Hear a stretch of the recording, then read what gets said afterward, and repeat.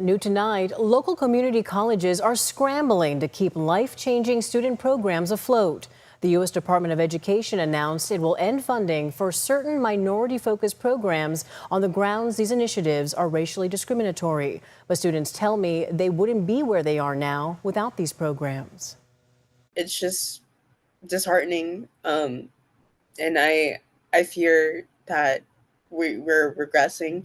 23-year-old Emily Chu says she owes a lot of her academic success to minority support programs like the one she participated in at Cosumnes River College in Sacramento. They really just paved the way for me that I didn't know existed. But now that support network is at risk.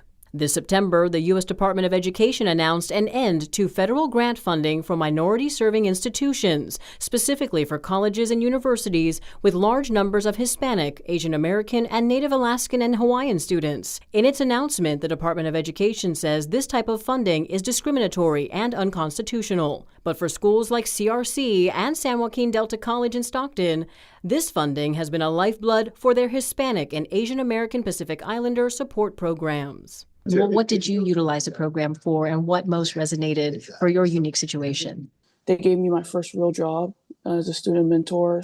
These centers rely a lot on state and federal funding. The funding itself goes through wraparound supports. We mostly serve in these programs first-generation low-income students. And yes, they're tailored for Asian American Pacific Islander students, but anyone and everyone can join.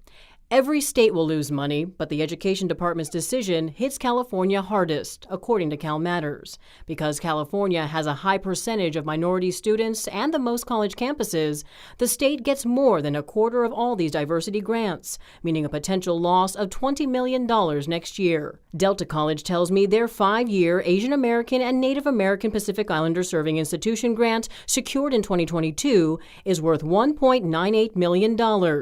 Cosumnes River College says their grant is worth $1.5 million over 5 years. Approximately 80% of Delta students are students of color. For Delta, the end of federal funding means losing the final 2 years of their grant. While they have some funding from the state of California, the loss of federal funds means they'll be working with a smaller pool of money to continue this program. Raul, does this mean people could lose their jobs as well? Yes, I was told that I'm here till June 2027, whereas many of my colleagues did not have that. They were done as of September 30th. The U.S. Secretary of Education Linda McMahon says in part, quote, discrimination based upon race or ethnicity has no place in the United States. The department looks forward to working with Congress to re-envision these programs to support institutions that serve underprepared or under-resourced students without relying on race quotas, and will continue fighting to ensure that students are judged as individuals, not prejudged by their membership of a racial group.